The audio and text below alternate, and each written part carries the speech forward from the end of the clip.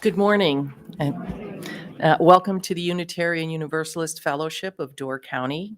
I am Marianne O'Dowd. I am a member of this fellowship and your service leader today. And welcome to those of you who are watching on YouTube, and a special welcome to those of you who are visiting us for the first time or here for the first time in a while. We're glad you're here. I invite those who are visiting to stand and introduce themselves if you're comfortable doing so, and we can extend a special welcome. Is there anybody who's visiting who would like to stand?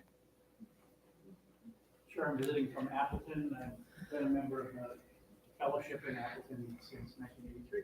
So this is only my second time here. Welcome. Everyone is invited to join us for coffee and conversation in the gathering room following today's service. And after about 15 minutes, we'll meet back here for a talkback session with today's speaker, Marie Luna. And Marie is a familiar face to most of us here. I just heard this is her fourth time. Marks her fourth time as a speaker here. And you can read about Marie in the back of your order of service. But I wanted to point out that after 17 years as the Director of Congregational Life at the Fox Valley Unitarian Universalist Fellowship, she stepped away from that role earlier last year. And she tells me that today is her first step back into the UU world. And she's looking forward to being here with a group that's always been very welcoming and appreciative of the words she has to share. So please check your cell phones at this time. Make sure they're turned off. And take note of the announcements in the back of your order of service. And if anybody has any announcements that are pertinent to the fellowship or its members, now's the time to please stand and a microphone will find you. Anybody have anything to share? It's a quiet group today. The microphone is in Jim Black's hand. Dave?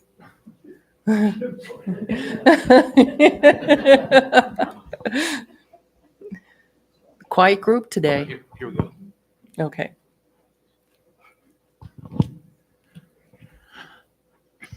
I think it should be known that our own Anna Knapp will be on the panel next week for the PFLAG potluck. So that might be an extra incentive for us to attend. I certainly plan to be there.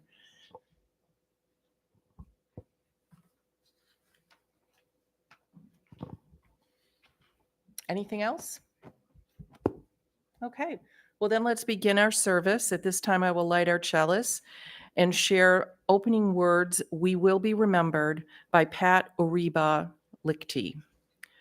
We come together with our tired minds and bodies, with our confusion and questions, our uncertainties and our fears. We come together with our hopes, with our pasts and our ideas, our passions and our faith. We come together bringing all of who we are, trusting that in gathering we will be renewed, and that together we can create the world we long for.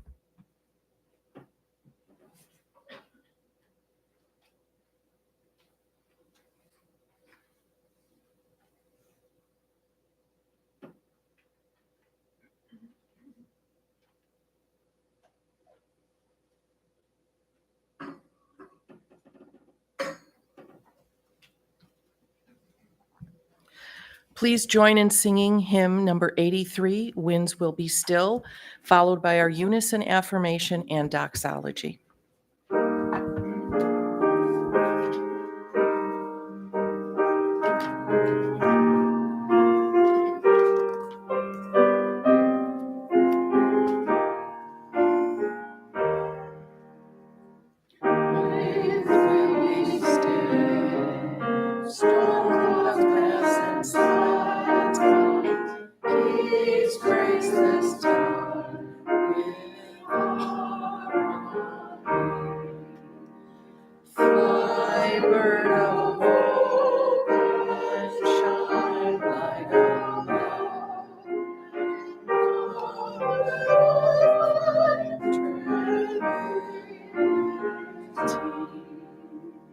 Bird fly high.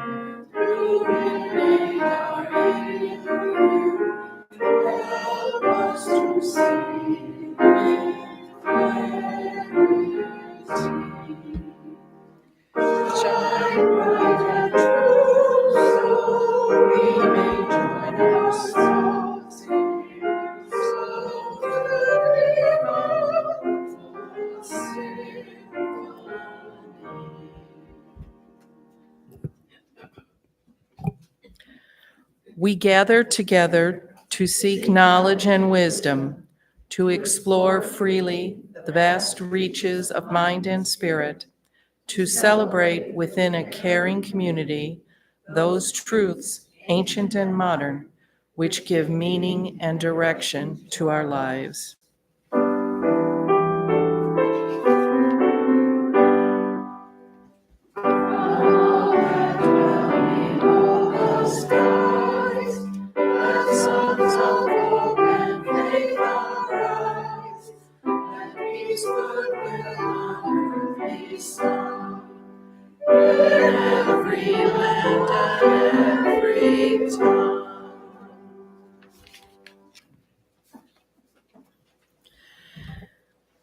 Now is the time in the service when you may briefly share any joys that fill your heart or concerns that may weigh heavily on you.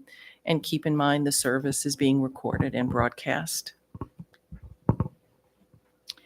Last weekend, our oldest granddaughter, who is part Ho-Chunk, was married up here, and all of my husband's siblings came from all over the United States, and it was wonderful, except that it was also exhausting because I had to host so many things. But it was a beautiful ceremony, and this is the young lady who actually recovered from heroin use, and her husband as well.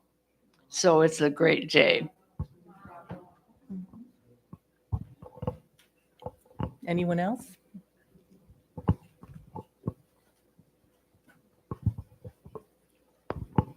I don't know how many years ago this is. I didn't do the subtraction, but on this day I married Lloyd Garretts. It was 50 plus, I think.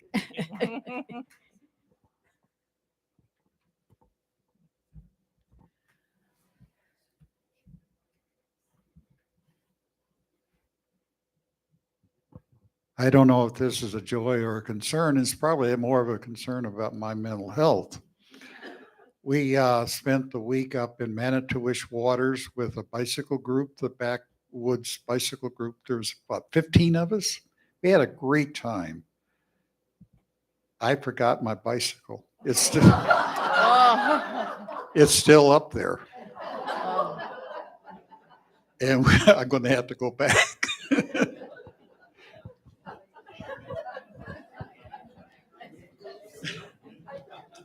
Jim. Ken, you know what they say, you schwinn a few and you lose a few.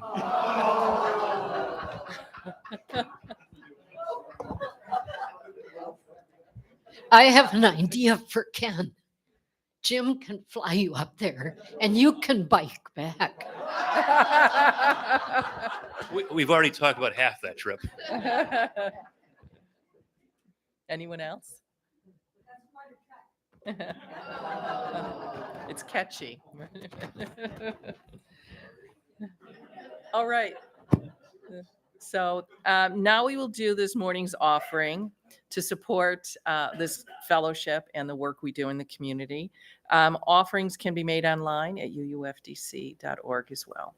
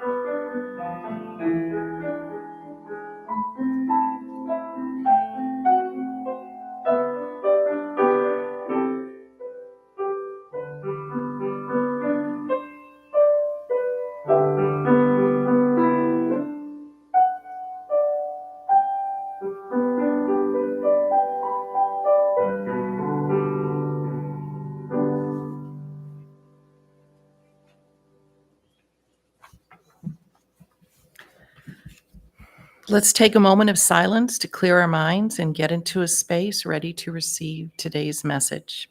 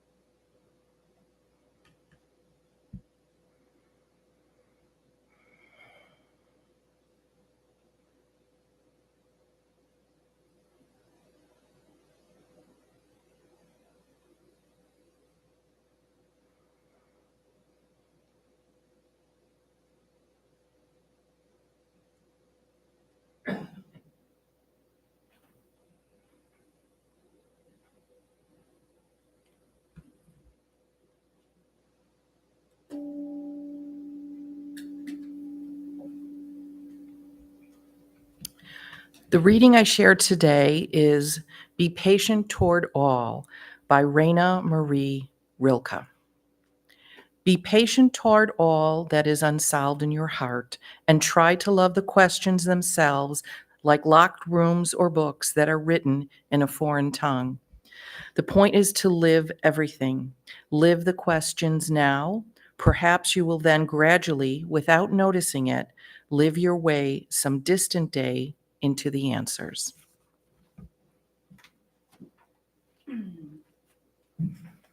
Good morning. Thank you for having me back to your wonderful congregation today. The last time I was here, I was about to leave my position of 17 years at the Fox Valley congregation, where I had been on staff for 17 years. And when I started that position, it was brand new, and I loved being able to create and evolve it over the years. And in reading the sermon that I shared with you that day, last spring, I talked about the collective trauma that we had all been through in the pandemic, and how our individual trauma and challenging situations were compounding that impact. I shared a breathing exercise that day with you, knowing that sort of thing helps us regulate our nervous system and allows stress to move through our body rather than settle into it. I didn't know how applicable those themes would be for me in the coming months. I have had many life changes knock me down.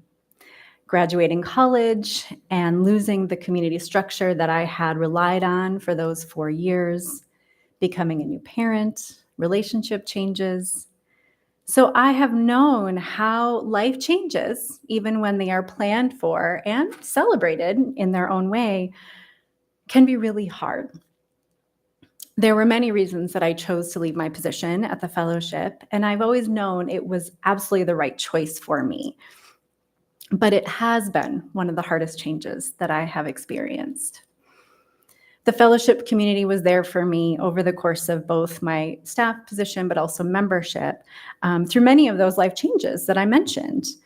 And I always had a place to fall back on when I was feeling lost or scared. I had a job that was perfect for me, a role of helping people connect and find what I found, a spiritual home. Growing up, I always showed love through giving and caregiving. This continued in my adult relationships. And of course, it was a big part of my job at the fellowship. I love taking care of people. And yet, over time, it contributed to burnout. I had what Emily Nagoski and Amelia Nagoski call human giver syndrome in their book, Burnout: The Secret to Unlocking the Stress Cycle. They write that the person with human giver syndrome believes it is their, quote, moral obligation to be happy, calm, generous, and attentive to the needs of others, and that these things are usually, if not always, at the sacrifice of yourself, end quote. So these ongoing sacrifices that I've made throughout a lifetime, coupled with the pandemic, which took away much of what grounded me, contributed to a really hard place to rebound back from. While we were all finding a new normal after returning to each other's lives, I realized that I would need to start thinking about a new phase of my work life, as my burnout wasn't going away. And I know a lot of people felt this way during and after the pandemic, which caused significant job turnover in many sectors. So for about a month after I left my job, I was riding a wave of uncertainty, certainly, and of relief. And then depression hit. I think that I had been experiencing much more than I had realized those years. And maybe I was just kind of moving one step ahead of it for a long time until I just stopped and it found me. This is what I am calling now my chrysalis phase. I was gifted this phrase by a friend who more bluntly said that I was in the goo. I was in the goo of the chrysalis. This image profoundly resonated with me because I was in the goo. I was feeling broken and it hurt and it was scary and I didn't know when it would end. I had to trust that it would, that I would be in a new phase when it was done, but it was tricky at times to believe that. Have you ever watched a monarch caterpillar go through its phases to become a butterfly? It is honestly one of the most magical things that I have experienced. I happened to get the opportunity to help one grow through its mystical transformation this summer, and I'm glad I did. First, watching the monarch eat its body weight in milkweed, I finally understand where Eric Carle got his inspiration for the very hungry caterpillar. And then hanging itself upside down, losing some body parts to fit into the much smaller chrysalis, where then everything just breaks down. And then after a while, seeing the wings through the chrysalis and knowing that it had to break itself free in order to survive. And it took a lot of work and resting time, but that butterfly did make it to the other side. And it was magnificent to watch this. So here's the science, according to WisconsinPollinators.com. The transformation itself is amazing. The change inside the chrysalis is slow and gradual. The caterpillar's body digests itself from the inside out.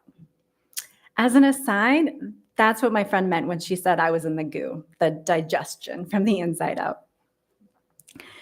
The caterpillar is attacked by the same sort of juices that it used in its earlier life to digest food. Many of the organs are hidden in the caterpillar, and they now take new form in the chrysalis. The body breaks itself down into imaginal cells, which are undifferentiated. Like stem cells, they can become any type of cell. The imaginal cells put themselves back together into a new shape. One imaginal cell will become a wing, and there are others that will form the legs, antenna, and the other organs of the butterfly. The process of complete transformation is known as holometabolism, and it takes about 2 weeks to complete. I'm not a scientist, so I probably would have named it something else like the magical change or the tremendous transformation, but holometabolism works too. So this process I find just incredible. And it really gave me a beautiful symbol of what I was going through. My life was breaking down from what I had known, and I didn't know what it would look like on the other side.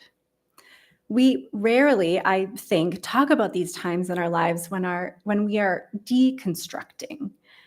But this is nature, and we are part of that nature. Change and transition and the healing that is needed are not linear, no matter how many self-help books give tidy lists and charts. We often don't know what to do with each other during these times, And I know from personal experience how hard it is to talk about. I isolated myself from almost everyone in my life during the hardest times of this. And part of it was because I couldn't name what I was going through in the midst of it, and I didn't know when I would get better. And let me tell you, I am not good without that knowing. And of course, we see that here in our congregations as well. People stop attending, and then when they show up again, they share that they've been through cancer or a divorce or another hard, challenging time of life. I wish, and I know many of you wish, that we could easily share these times with each other for the support and love and understanding that I know our congregations can offer. But I also understand that it's not always possible for the person going through that hard time to do that. And yet, if you are here or watching online and you are in need of care and support, please reach out to the caring committee here. I know they would love to be there for you. For those people who were there for me, I just needed them to hold space with me rather than try to save me or fix the problem. Just like the monarch in the chrysalis cannot have outside help without it dying, there was nothing anyone could have done to get me through my depression any faster. There were things that people could do to help me get through my days easier, but not the overall phase. So I admit that talking about this today is pretty scary, but I know that everyone goes through these hard life changes and their own version of spending time in the chrysalis or in the goo. And while I am on the other side of the depression and I have worked really hard to get here, I'm still learning what my new identity is on this side. And to be honest, a lot is still unknown for me, as my only child is a senior in high school and will be leaving for college next year. So my life will change yet again. I mentioned earlier that I am not comfortable with that not knowing what the future holds. So I have been digging into uncertainty and why it's so scary for so many of us. We all know that life is uncertain, that we don't know what will come, no matter how much we plan, what contracts we sign, or even how much we worry. And yet, many of us do it anyway. I listened to a podcast called Un-F Your Brain by Kara Lowenthal, and she highlighted uncertainty in one of her episodes. She says that our primitive brains think that if there is uncertainty, we might die. Now, our brains haven't quite caught up yet because while that was true for a long time in our way back past, our lives are very different today. But she talks about how we try to avoid it, that uncertainty, even though we know it's a part of our own lives. And it seems like we might want to just make ourselves miserable now with worrying and fretting to somehow have a controlled future. And yet, it's really not the circumstances that we're fearing, it's what we might think and feel in the future. So in order to get comfortable with the discomfort of uncertainty, we need to become aware of that, to allow the negative emotions happen, to tell ourselves, this is how it's supposed to feel. It is supposed to feel scary. It is supposed to provoke anxiety. These feelings are valid. But to allow the emotion, accept it, and move through it, and talk about or think about why you're feeling that way. What thoughts and feelings might you experience in the future if this happens? We do have ways of being able to overcome that. And if we can work through that, there is a lot less to fear. Or, for a more spiritual perspective, Pema Chodron, the beloved Buddhist nun, reminds us that so many so-called negative emotions, including uncertainty, is a, quote, potential starting point for learning how to go beyond our bubble of assigned meaning and experience things as they are.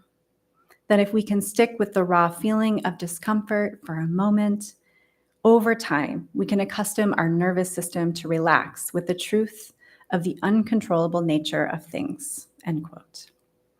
She asks us to see that everything that helps us grow, however unpleasant, is a teacher. So I am getting more comfortable than I could have ever imagined with a future that is wide open.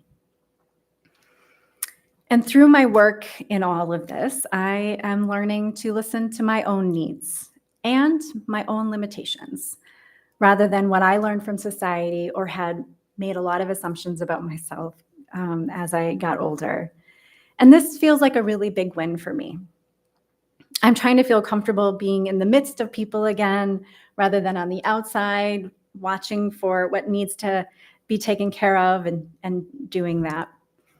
I'm learning how to be present with people again. And I'm learning to do things just because they bring me joy.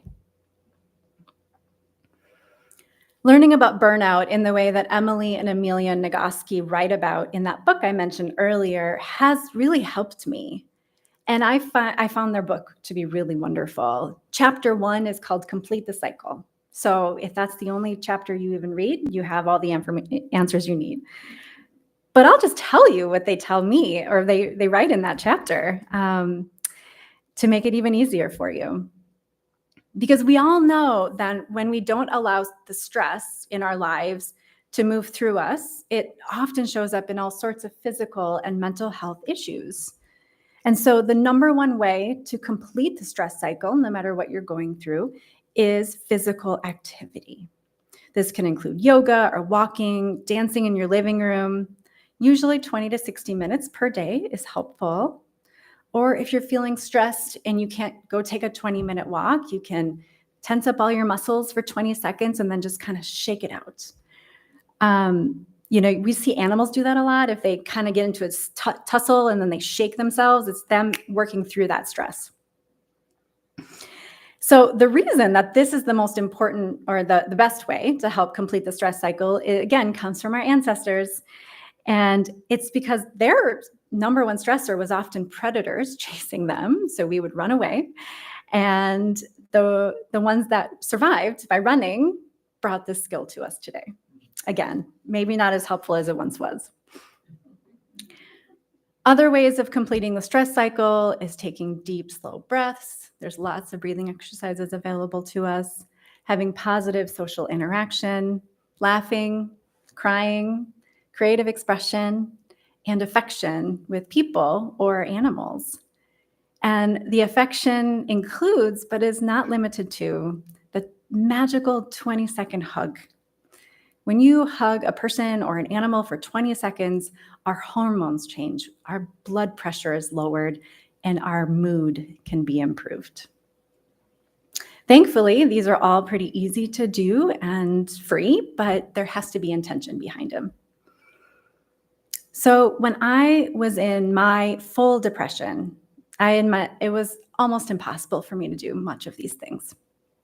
But when I had those moments of extra energy and I started taking care of myself in these ways, it would open up more moments, which allowed me to eventually break free from my chrysalis. So I have experienced a lot of healing, but I know that there will always be more to uncover and work through. Being through that chrysalis phase, that goo stage, and knowing there may be more in my future allows me to feel a bit more prepared and open to going through the phases that my soul and my body need. And I'm going to end with a poem by John Rodel, which I believe could almost be a sermon in itself.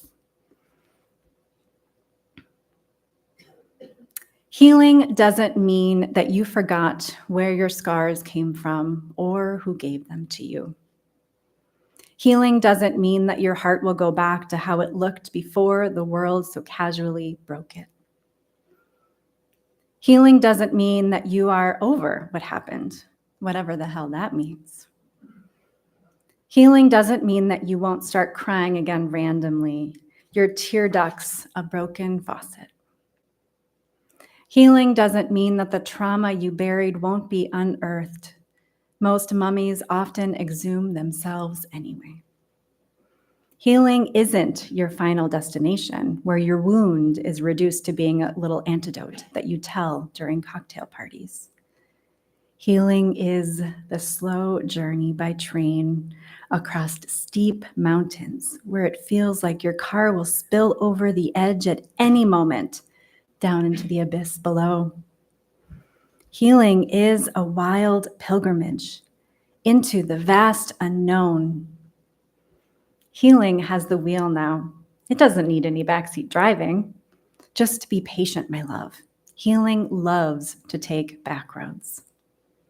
Just remember, healing has no finish line. Healing has no due date, has no schedule, has no use for maps, has no agenda. Healing has no instruction booklet. Healing is a perpetual motion machine. Healing is an endless Wyoming sky. Healing is the 1,000-year flood. Healing is the constant itch on your soul. Healing is the simmering pot. Healing is the maze without any exit. Don't rush your healing, because what's the point? Healing never ends. Just because new skin has grown over your injury doesn't mean the ache is gone. Honor those deep pangs of yesterday. They are now chapters of your story. Be on friendly terms with your pain, if it shows up for tea later today, because it will likely be back again tomorrow. Because healing is a schoolroom that doesn't have a recess bell. Because healing is a church service that has no recessional song. Because healing is the relentless tide that keeps trying to wash your feet. Because healing is the unfinished home that constantly smells of sawdust and new paint. Healing just keeps going on and on and on. Healing keeps moving forward as a gentle reminder that we must do the same.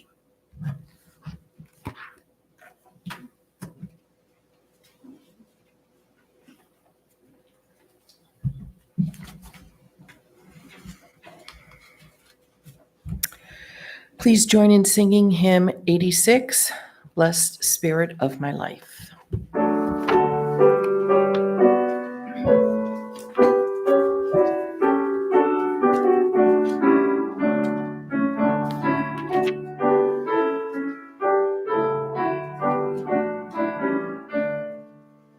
Blessed Spirit of my life, give me strength through stress and strife. Help me live with dignity, let me know serenity. Fill me with a vision, clear my mind of fear and confusion. When my thoughts flow restlessly, let peace find a home in me. Spirit of great mystery, hear the still small voice in me. Help me live my purpose free as I comfort those in need. Fill me with compassion, be the source of my intuition. Then when life is done for me, let what be my legacy.